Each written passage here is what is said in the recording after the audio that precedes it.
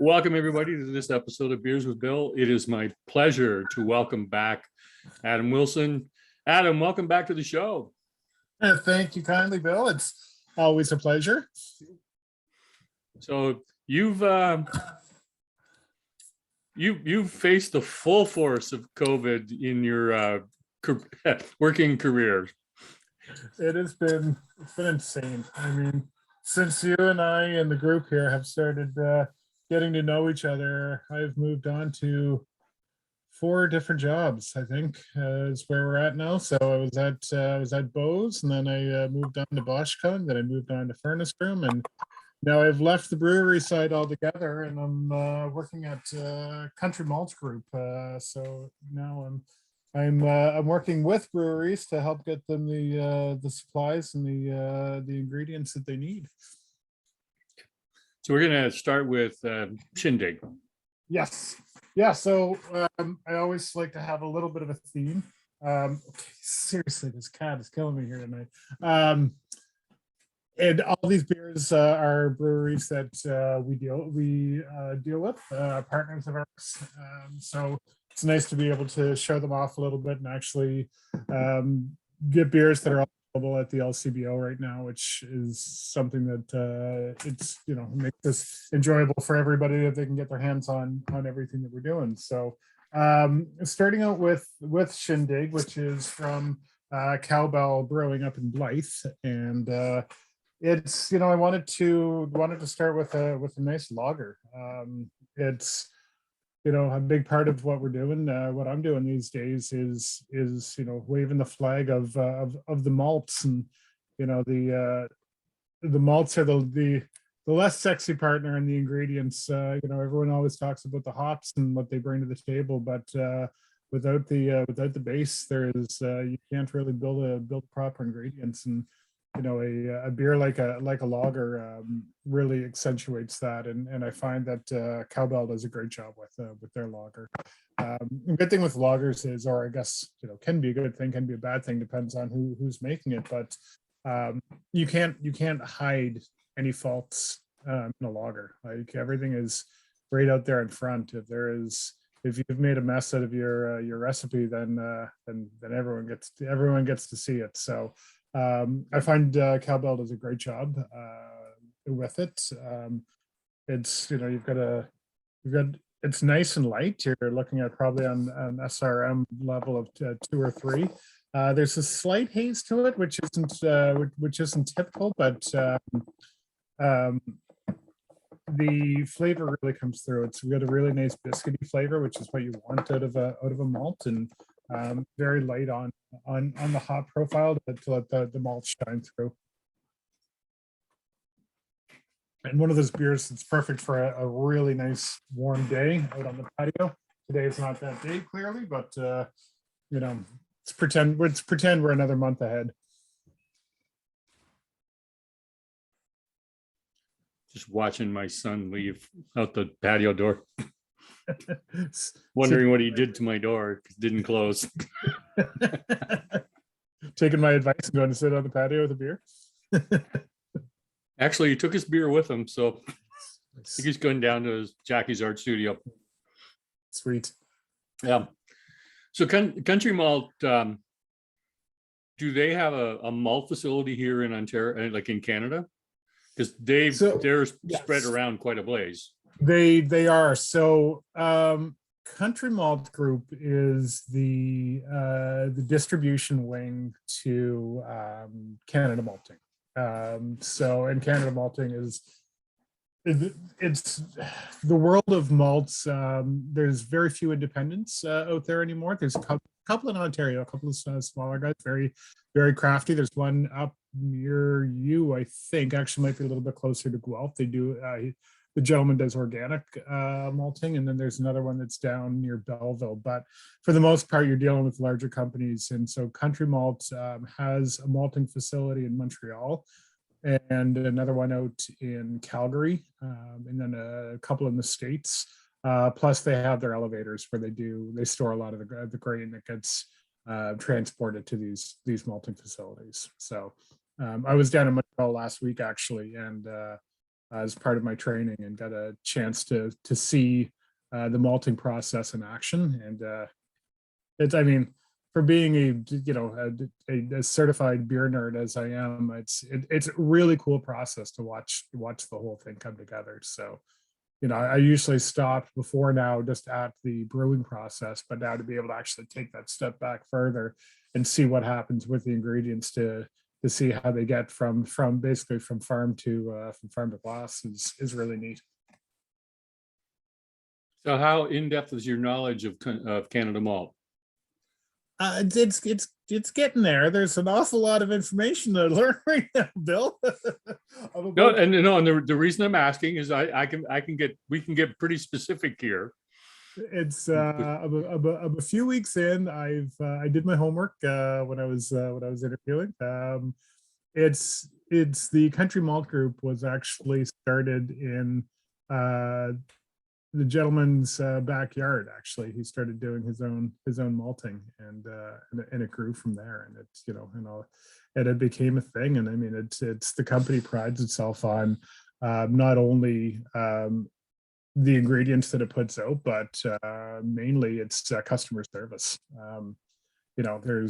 There's options that are out there on the table. There's Malt Europe's out there, BSG's out there, Raw Malting is out there. You've got a lot of these guys that are out there that offer sometimes better pricing, sometimes comparable products. So you better have something that can stand out. So that's a big part of what we need to do and try to do, on top of working with great partners. Okay. Well, the reason I ask is because two questions popped up, both of which I were going to ask. Right. So the first one being is, I don't know, in a malting process that size, is it batch malting or a continual malting process? It's batch malting. Yeah. So what would an average batch size be? I don't know. It's a really big ass tank. So the cool part of it, I mean, and I don't know how much everybody knows about the malting process.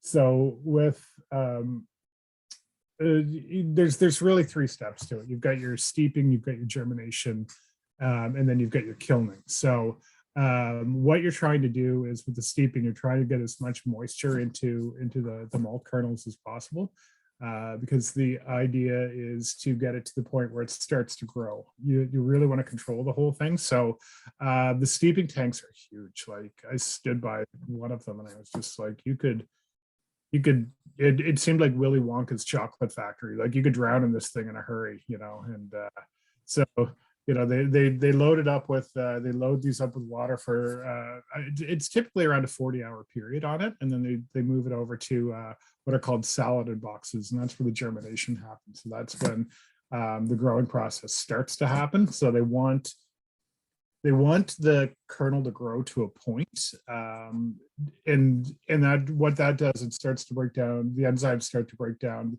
the protein in there, and this is where the dirtiness comes in. It's fantastic. And so once that starts getting broken down, because it's really starch heavy, is for a beer, you really need to get at those sugars that are inside it, and if it's got this really hard kernel surrounding it, you can't get at it with all these hard starches. So that's where this process comes in, and then the kilning gives it the nice flavoring and the nice roastiness that and dries the moisture quite a bit in it too. So, and that's what you're looking for. Yep. Do they have contract growers? Yes, that's a huge part of what has to happen, and it's, for me, I never once thought about it before. The difference in from year to year each crop. So I mean, last year was a bad year, and right across the board. So it was too dry, and things weren't we weren't getting what we needed to get, so which really affects things. So there's other crops that are out there that are easier to grow, but what happens is, this time of year we go to our brewers and ask them to do their forecasts for the year, sign them onto contracts, and we can turn around to our farmers and say, okay, this is how many metric tons we're going to need this year, and can you provide that for us? And so we get a price from them, and and off we go to the races. Okay. So year to year, the grain changes somewhat. So how do they, do you have an idea how they actually manage to control the quality of the malt? It's amazing how in depth these systems are now. Like before, what you would do is from the germination to from the steeping into germination, you basically throw it down on the floor and you would rake it out, and it would be like 2 inches, and off you go.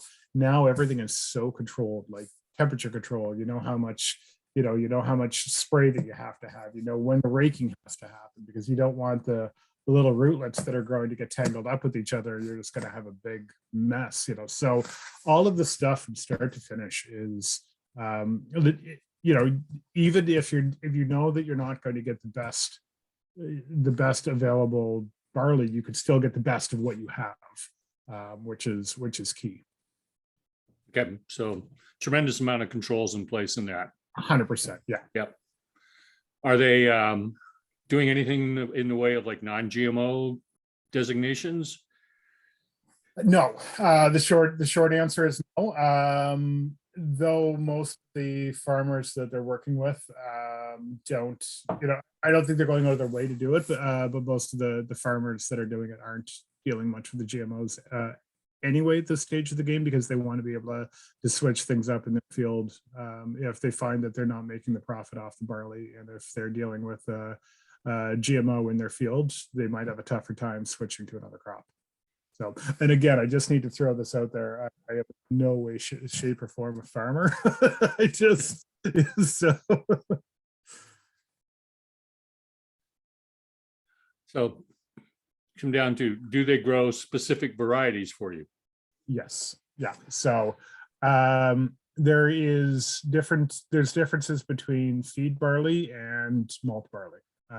There's 6-row barley and there's 2-row barley, and I'm getting a little bit more in depth now into what those differences are. At one point in time, people thought that the 6-row was the way to go, but apparently 6-row barley gives higher protein levels, if I'm not mistaken. If anybody is on this call that actually knows about this stuff, I either correct me or just pretend that I'm not. We'll move on from there, but it's there is there are differences. Most brewers now are using 2-row. Some are still going with the 6-row because traditionally a higher protein isn't what's wanted. Like you're looking around 10-11% is what you want of protein in barley. If you get much higher than that, what's going to happen is you're going to get protein haze, and traditionally nobody wants that in their beer. Now, as we all know, in the last couple of years, the hazy beers, or the hazy IPAs especially, are the newest trends. So a higher protein is what some people are looking for with some of their malts. Okay. Do the farmers deliver to your silos, or do you guys actually specifically go out and get the grain? I think it's a combination of both. Yeah. So that's a learning opportunity for another day for me. Absolutely.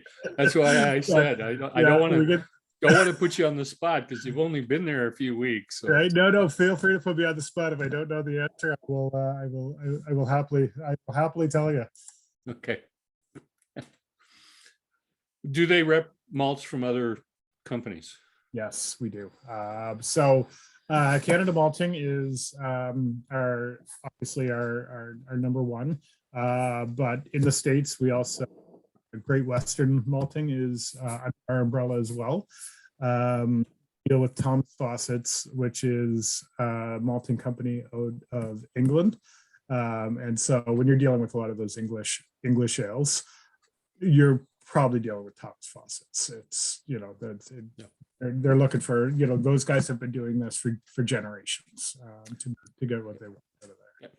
And then I missed sorry, go ahead. Sorry, I missed a thing I should have asked. Yeah. Do you guys supply the seed specifically to the farmer, or just tell them exactly what variety to grow? We do not provide seeds. No.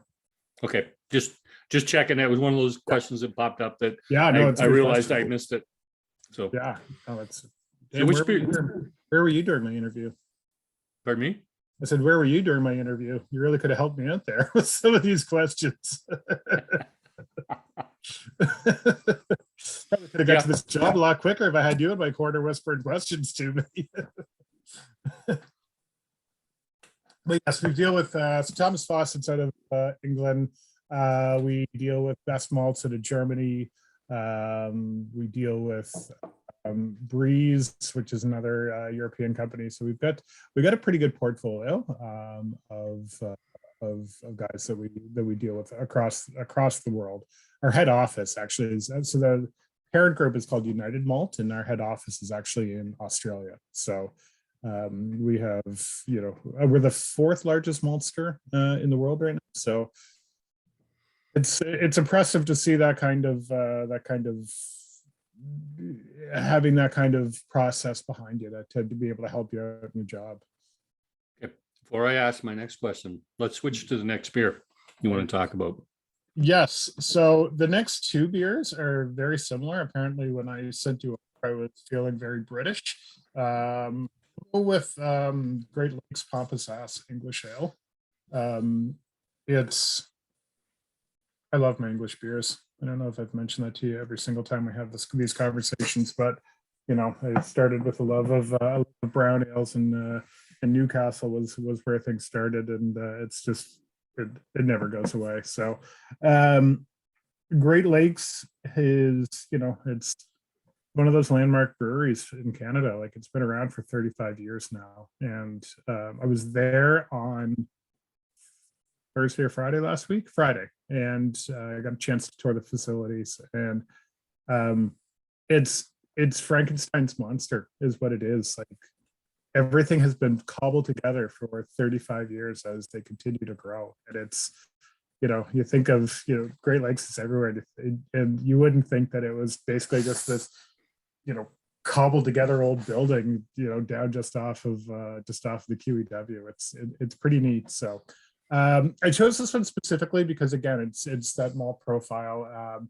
They definitely use Fawcett's in this one. What it is caramel. So in the malting process, when you get to the kilning point, you can do typically a base malt is kiln just to the point of getting dry. You're getting like almost a floury, very light biscuity, lightly toasted flavor to it. And then the longer that you kiln it for, the more caramelization happens to it. So when it comes to the caramel malts, you're going to get these toffee flavors, caramel flavors, obviously. And a lot of those old English ale styles really hit that toffee caramel flavor. And I find that of the two beers we're going to have back to back here, this one has very much that sweetness to it. I think that it's not as balanced as the Wellington that we're going to try, but there's something about it that just, I love it. It's a wonderful beer. Cheers at the Great Lakes. Cheers. So you have a unique perspective.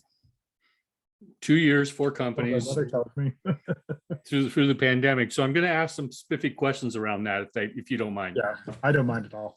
So the first one I'm going to say is, what do you see as the most significant change in the craft beer industry in the last 24 months? And just so you all know, Adam didn't talk to me beforehand, so I'm going to stump him a couple of times. And this is usually we have a little chat. I think because I'm bet on this thing, he thinks he can get away. we don't have to have the questions beforehand, but I honestly think it's the inability of the larger companies to be able to move where they need to move. And I mean, it's no secret that I don't think highly of the LCBO. There's wonderful people that work at the LCBO. Don't get me wrong, from head office to store level, they're absolutely incredible people. But as a corporation, I honestly do not believe that they give a shit about craft beer in Ontario. They wave the flag, they say the right things, but if you walk into your local store, you're seeing that space getting smaller and smaller for craft breweries. And quite frankly, you know, you're going to start seeing it. You're going to start seeing fewer breweries, but I mean, it hasn't happened yet. It's tough because without, you know, having a monopoly like the LCBO in your province makes it incredibly tough for a small brewery to be able to keep their heads above the water. You know, there are some companies that are able to get 10 SKUs on the shelf, and then there are other ones who could barely get one on there, and they could try it out. And you know, we're losing that space that we need to be able to work in. And I think the positive thing that's happened over the last 2 years is because of the lack of creativity based on the LCBO, you're getting more creativity within these small spaces. You're getting a lot more regional breweries, like, you know, I mean, I've told you guys before, I live down in Norfolk County, and we have, there's 9 breweries down here now. Wishbone just opened up last year in Waterford, and you know, my wife was just there over the weekend. I've got a fridge full of their beer upstairs, and you know, it's absolutely incredible beer. So these guys are out there making absolutely wonderful beers and finding a way to get it in the hands of people, and it doesn't have to be across the province. They're finding a way to get back to those regional roots that you used to see years and years ago. You do raise a point on that. You go back 120 some odd years, every village in town had a brewery. Yep. And Labatt's grew because they figured out that we could centralize a whole bunch of stuff and brew beer cheaper. Sure. And they went along and they bought up all these little breweries.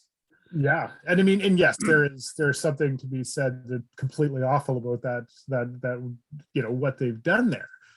There's also something to be said about how consistent they are in what they do. Well, absolutely. I mean, you know, people have heard me talk about this. I did a tour in St. Louis of the Anheuser-Busch brewing facility, which is the largest. Like, they only have 2. They have that one in Atlanta, so it does like 70% of all their production. And the only thing I could take away from standing there in the conditioning warehouses, which was huge, was, oh my God, you have to make that exactly the same every time you make it. Every time you make it, with fail. Yep. And then they took us through the brewery, like they took us through the old brewery, then they took us through the original brewery, the original brew house, which they still did some craft beer in. And then they took us to the modern facility, and you don't actually go into it because you go into the control room and there's chemical engineers doing all this work. Everything upstream is analyzed before it goes in. Yeah. Oh yeah, like the water, it doesn't matter whether that water is, you know, where that water is coming from. It is getting so conditioned that it is from the exact same place, or it seems like it's from the exact same place every time. And then, I mean, and I will say this, there is the Anheuser-Busch's of the world, the AB InBev, the Miller Coors, they make up 80% of beer sales in the world. Yeah. So they're doing something right. You know, I mean, they're doing marketing really well, but there is something to be said about what they're doing. Now, I have stood up on my soapbox for years and, you know, pounded the pavement on craft beer is the way to go, and everybody else go to hell. And, you know, I'm done with that. Drink what makes you happy, you know, and it's, if it's a cold Busch Light, fantastic. Who am I to say anything? You know, I get diagnosed with diabetes back in December, and I had to change everything. And for the first few months, all I could drink was Michelob Ultra. And I got to tell you, that was super sad, guys. It was, I didn't enjoy that, but there's something out there for everybody. And I mean, to me, I'm kind of done with the soapbox, though I will still sit there and preach craft beer forever. You're here on that. So, got to go back to a couple questions on malting. Yeah. Getting a pale chocolate malt or something darker, That sort of a more flavorful malt is a matter of how long it sits in the kiln. Yes, very much so. So as the timing goes, and I mean, obviously there's a process to it, but um, it's like anything else. If you're putting your toast, is a great example of it actually. Put your toast on number one and see how it turns out. And then turn that dial to number two on the next piece and see how that turns out. So what is happening is you're just caramelizing the sugars, and that's exactly what's happening within barley. So you're getting these natural chocolate flavors coming out. You're getting those espresso flavors coming out as you turn up that dial to 5 or 6 or whatever it is on your toaster, sort of thing. And that's so you're going from that pale flowery flavor to your caramelized toffee flavor to your chocolate flavor to your espresso flavor until you burn the hell out of it. You can't do anything with it. So when you're going to do a smoky tone in a beer, you would just basically char the hull. Yes and no. So are we talking smoky or are we talking peaty? Because there's a difference. So enlighten us, because I know there's a difference. That's why I asked. So when it comes to Rosh beers, those German Rosh beers that taste almost like a glass of scotch, like they're, you're licking the highlands of Scotland. It's actually, you're using a different type of malt, which is a peat malt, which is what they typically use in Scotch distilling. So there are differences there. You can get that smokiness through. You can't get that peatiness through kilning. You can get smokiness through kilning, which there is a difference between the two. Okay. Now you guys are a full service supplier, Sure. which means that you don't just do breweries, you also do distillers. Yes. Yeah.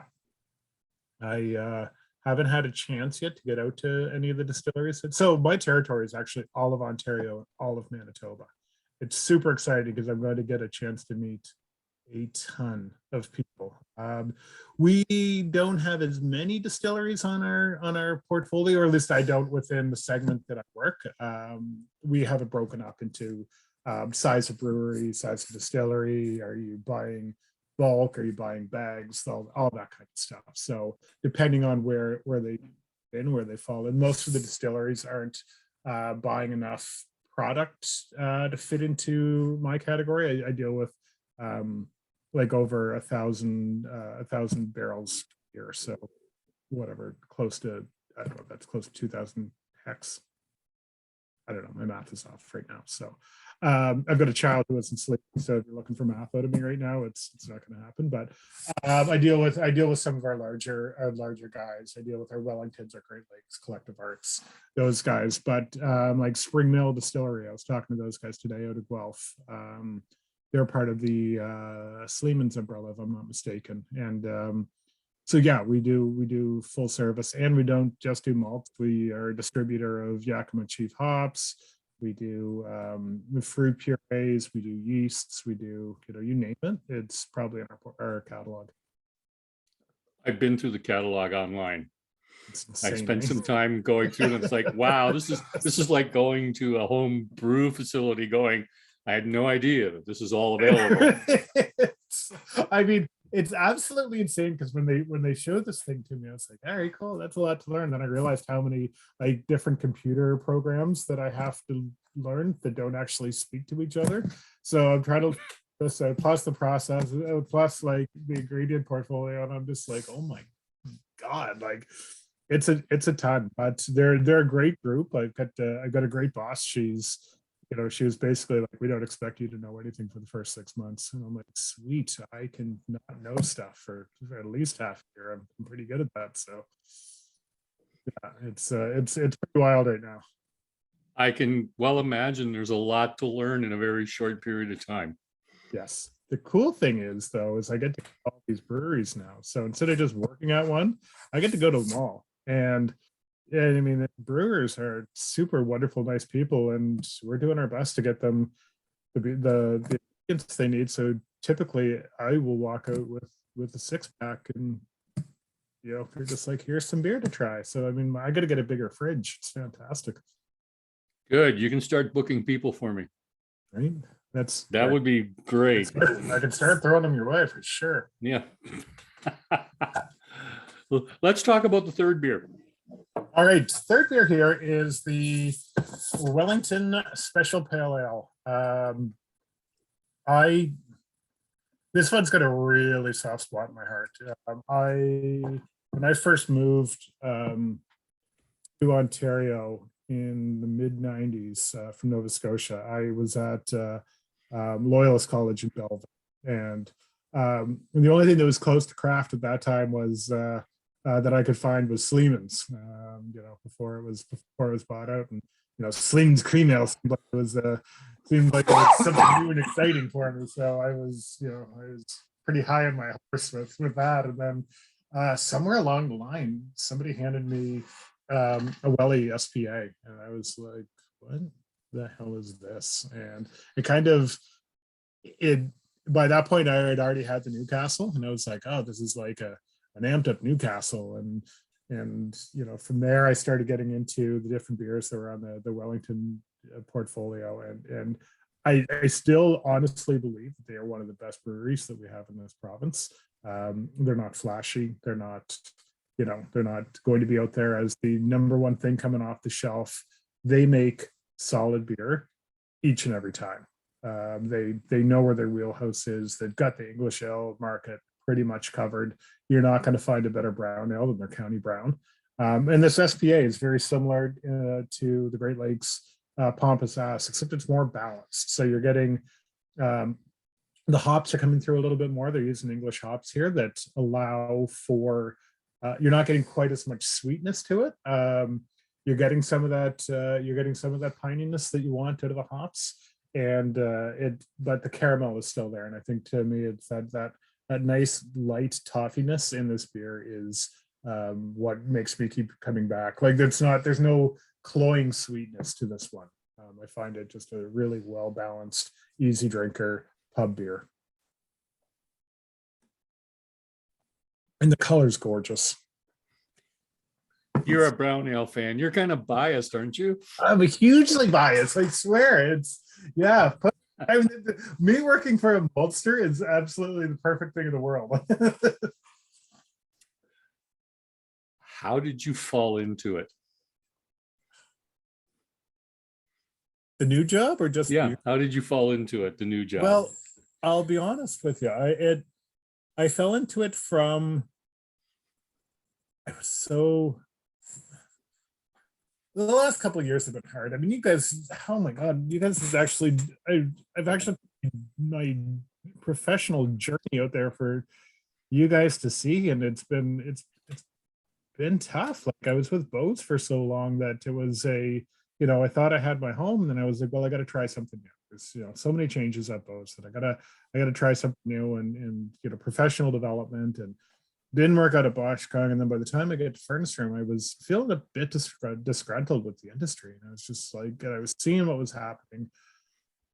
And quite frankly, I don't want to fight the fight anymore. Like, I don't want to fight the LCBO anymore. I don't want to sit there and watch my space being given over to seltzers, for Christ's sake. It's, I mean, a lot of my guys, a lot of the craft brewers are making seltzers because they're easy to make and people are buying them. But I grew up surrounded by Mike's Hard Lemonade and Smirnoff Ice. They were some of my first hangovers. I mean, I don't want to go back to that stuff and have to fight that sort of, and you can't win that fight because that's what's moving off the shelves.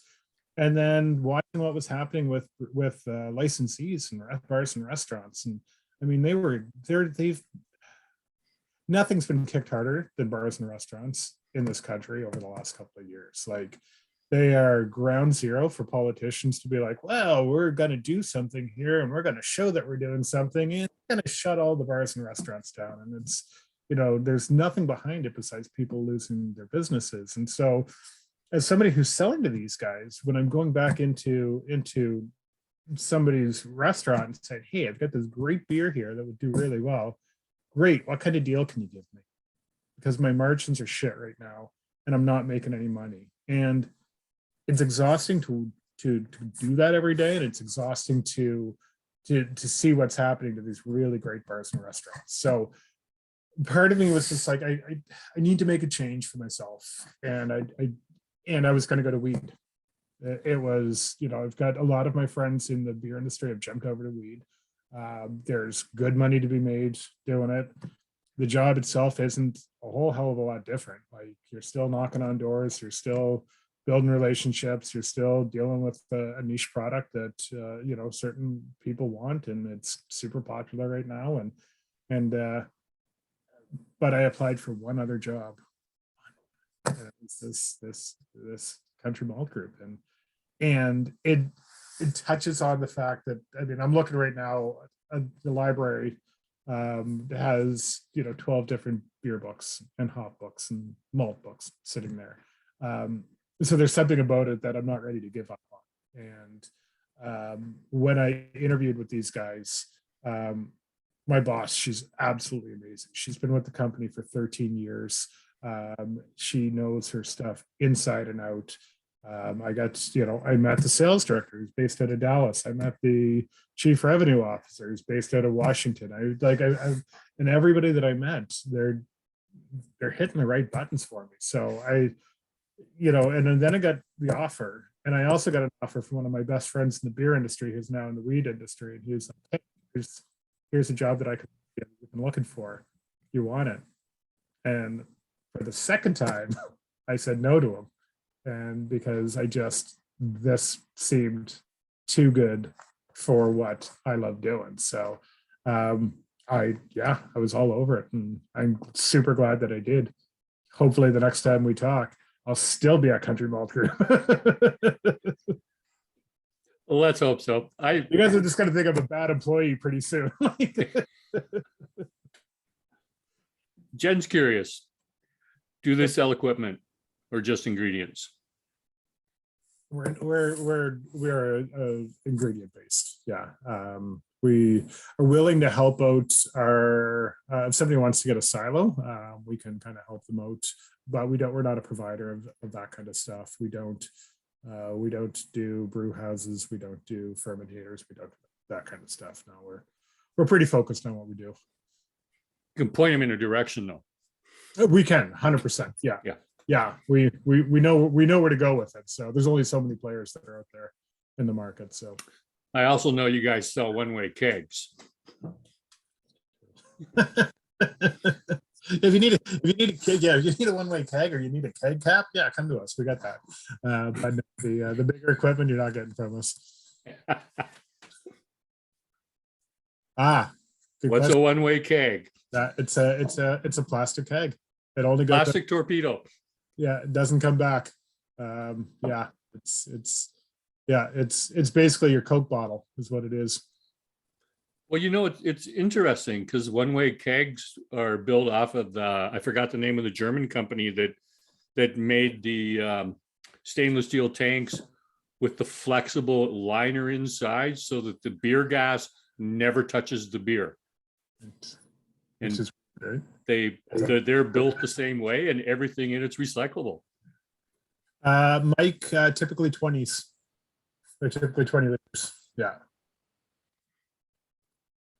Yes, it was Rogue that brought them into Kickoff. That was the first one-way kegs that we got. Rogue Brewing was shipping them out from the UK before they opened up their brewery in the US.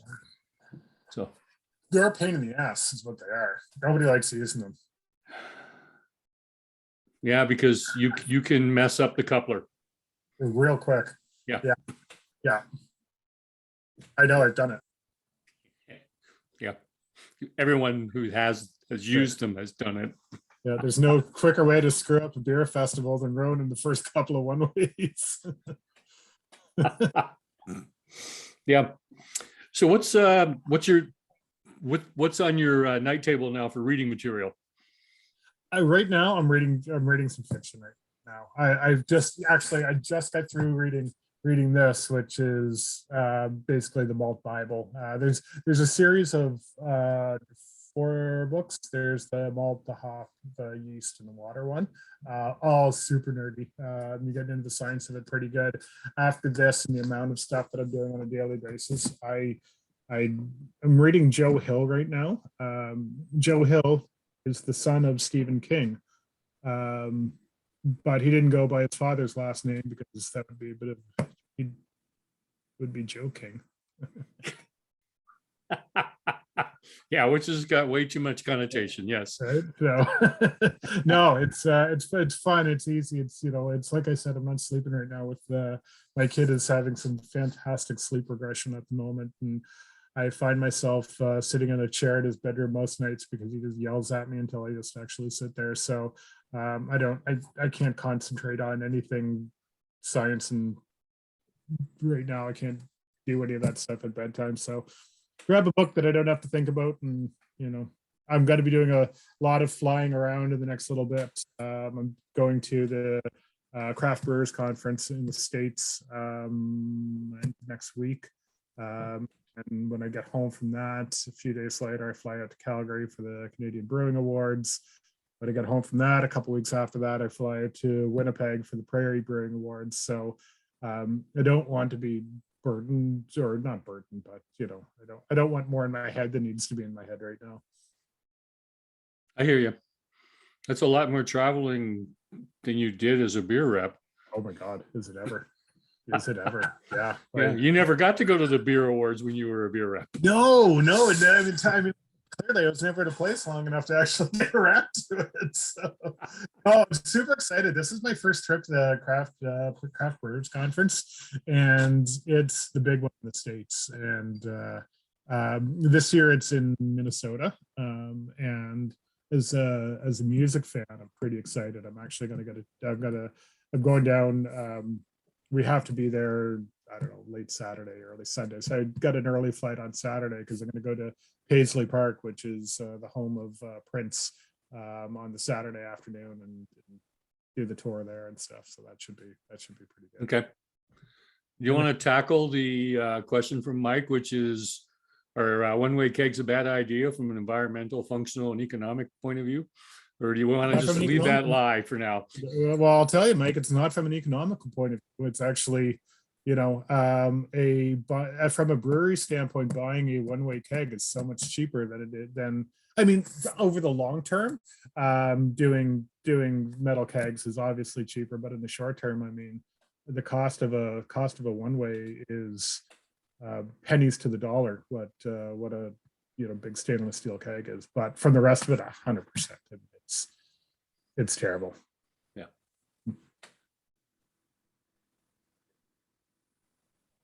Is there anything we haven't asked you about malt we should ask you?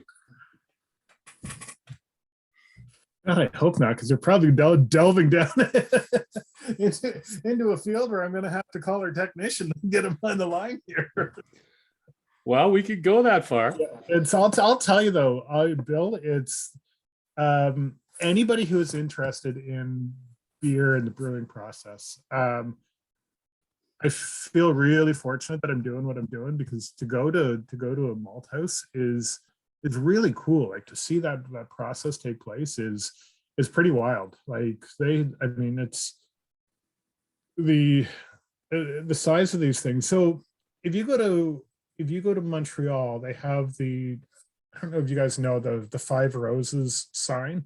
It's, you know, it's a classic Montreal sign when you come into the city. It was an old building, but it's right above the malt elevators. So that's where Canada Malting is. And so Canada Malting there is it's almost historic at the stage of the game. And so to be able to be in there and kind of dig around and talk to the head maltster and him giving me the tour, it was pretty impressive.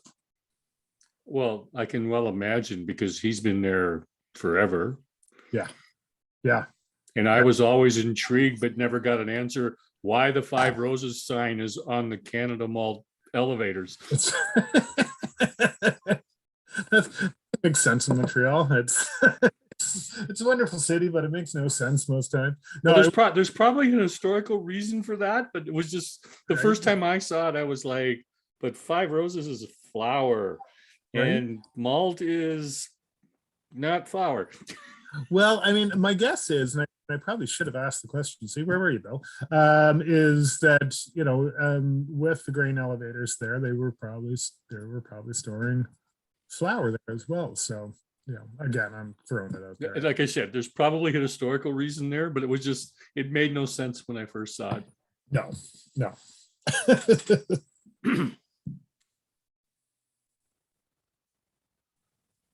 Would you share with us your funniest beer story? No.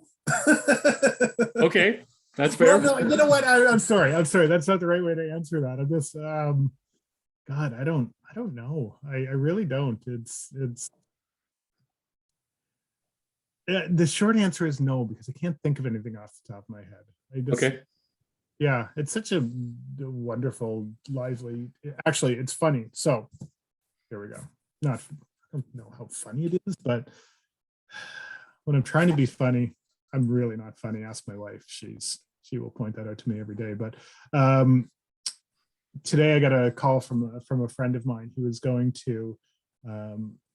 He works for First Canadian out of Hamilton, and they just sponsored the new Performing Arts Center down in St. Catharines. So they're getting all these tickets to the shows as they're opening up. And so he today got handed a couple of tickets to tonight's concert, which is Sloan playing at the Performance Arts Center.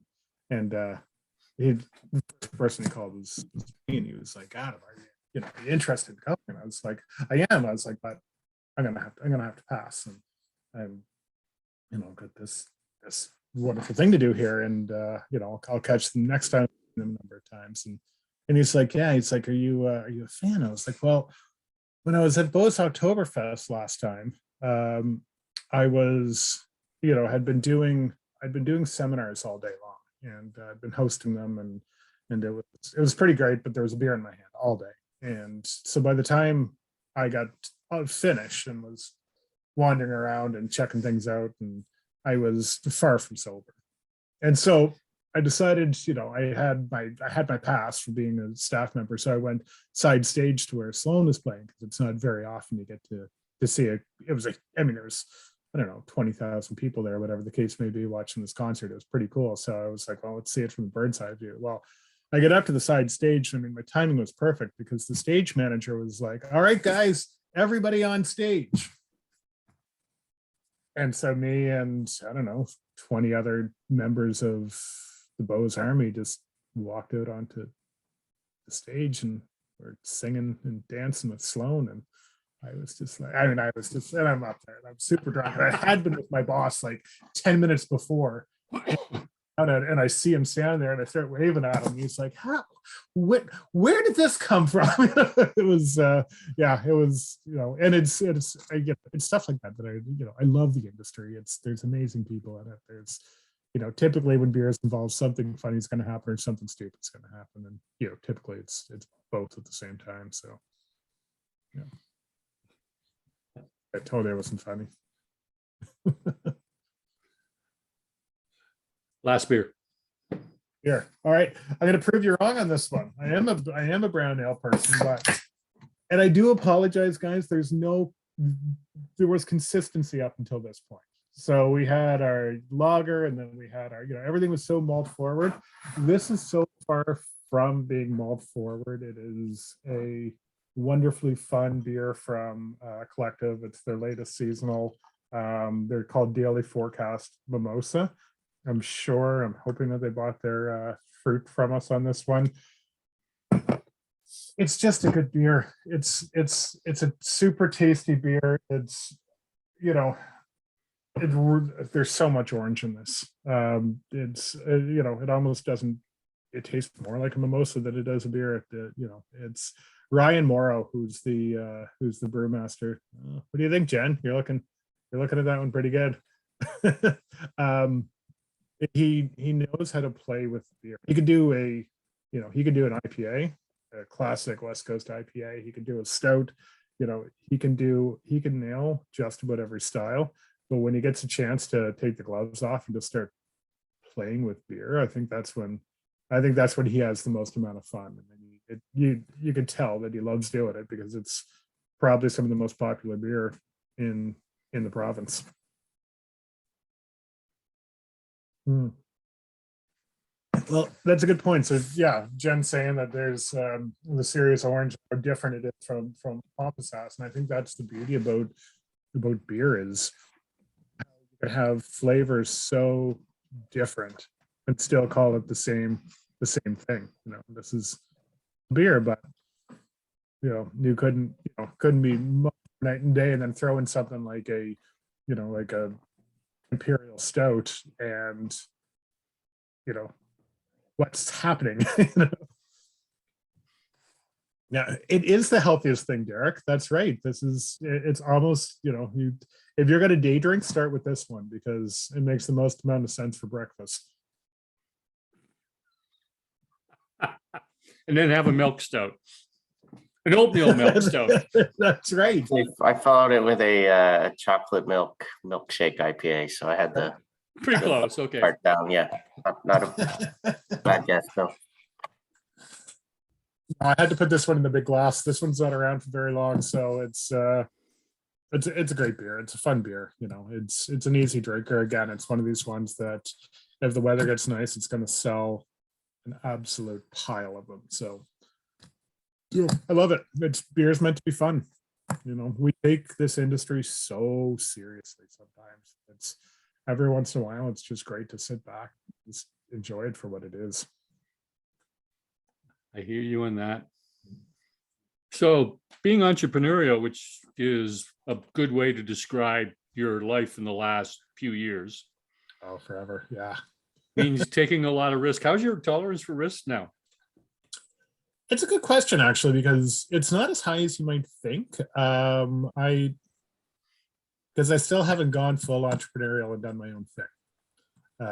There's still a slight comfort factor in letting somebody else take the main risk. But I mean, when it comes to jumping around in careers, I might be a Gen Xer at heart, but I've got a little bit of that millennial in me where I'm not going to be unhappy in a job. I'm not going to sit in a job for 30 odd years because it gives me a pension or because it's secure, or because it's this, that, or the other thing. I need to do what's going to make me happy. And yes, there is that, the pay has, I've got a family, I've got to keep, the bills paid. And, so between my wife and I, we have to get jobs that pay well. So there is a certain place that has to happen. But I love what I do. I love learning new stuff. And this industry gives me an opportunity to learn something new pretty much on a daily basis. And it never gets old. There's aspects of it that get old. I touched on that earlier. Like there's parts of the sales world where you just want to bang your head against a wall some days. And, I feel that everybody in this industry feels the same way, but it's, for the most part, it's the amount of joy that I get out of doing my job. And when I stop getting joy out of it is when I find something else to do. So as far as risk tolerance on that aspect, yeah, it's huge. But as far as, starting up my own brewery or something along those lines, hell no, I'm not, I'm not prepared I'm not prepared to dive into the shallow end there. Well, it's probably a wise decision right now. I mean, I'm sure that the capital cost, you could probably get some pretty cheap used equipment right now. I'm not 100% certain on that. There's a dearth of used equipment on the market. There might be in the future as more breweries close, but we'll have to see how this all pans out over the next little while. I think you're going to see a lot more of what you just saw with Steam Whistle and Bose. I think you're going to see a lot more of that amalgamation. I mean, before that used to be reserved for, like you said earlier, companies like Labatt's buying up smaller guys and getting them out of the way. But I think now you're going to start seeing, just strictly from a business health perspective, it's these companies that can't do it on their own anymore. They've reached a certain size, and something so huge has come up, like a pandemic, that has driven them to the point where they need to do something else in order to survive. So I think you're going to see a lot more of that merging happening, which is Cam Fryer was on from Royal City, and he alluded to the fact that there's no such thing as like a sweet spot when you get larger. No, It actually doesn't exist until you're really large. right? And, It's terrifying. that's the brick wall that everyone who grows fast and big eventually runs into is, oh my gosh, there's no cost saving. Right? You can only And all you're doing is spinning your wheels at that point. cut, yeah, that's it. You can only cut costs so much. You can only buy in bulk so much. You can only, do these things so much. Like you can only get your equipment. Yeah, until you get to the size of Anheuser-Busch, where you own the Alcoa plant. Right. Well, that's it. And you can actually start making money off of that stuff as well as a side business. But I mean, you need, I have actually spoken in the last little bit to a few breweries that are more on the smaller side that are just, I won't name names because it's not my place to, but they're very popular places, but they're not making any money. And you're like, well, how the hell you're so popular? How are you not making money at this? And everything is going up in terms of costs, and you can't pass every one of those costs on to the consumer. You can't, or else No, to be having a only $10 Starbucks can can of do that, right. and Amazon. That's so true. But I mean, honestly, though, like you can't sit there and if they passed on every one of the costs they have to pay, so the extra costs on malts, on hops, on cans, on marketing, on this, that, and the other thing, you'd be going to the store and you'd be spending $10 on a cowbell shindig. Yeah. Who's going to do that? There's a price point, there's a tipping point where the consumer says, the hell with it. I'm got to go back and drink my Bud Lights. Yeah. When I drove up to Bracebridge, a buddy of mine went up with me, and all I got to listen to on the way back was, oh my God, every one of those beers was like $4.50 a can. I would never spend that kind of money. Did you go to Sawdust City? Did you? No, I actually Catalyst. Oh, nice. But nice. he drinks cool beer, Right. whatever the heck that is. Yeah. A can. And I'm like, well, this beer isn't for you. Don't worry about it. Like, no, and there is like I alluded to earlier, there is a place for everybody in the industry. Yeah. There is, I don't, that's not what I would necessarily want to drink. I don't want to drink a Molson Canadian, but I mean, I don't, also for the fact that a Molson Canadian is not as cheap as it used to be either. Well, they've had price increases just like everybody else. It's it's tough because I mean, you take a look at what's happening across the world right now, and I mean, the two of the top 3 countries in the world for barley production are Ukraine and Russia. And if you don't think that that's going to have an effect on what happens in our industry over the last little bit, then you're not paying attention. It's that's exactly true. It's, I mean, there's so many other bigger things at play there that we should be concerned about than barley production. But I mean, from a business standpoint, it's a tough one. It's going to have an impact. Oh yeah, huge. Just like it has an impact on wheat and corn. Very much so. Very much so. So it's it's things like that.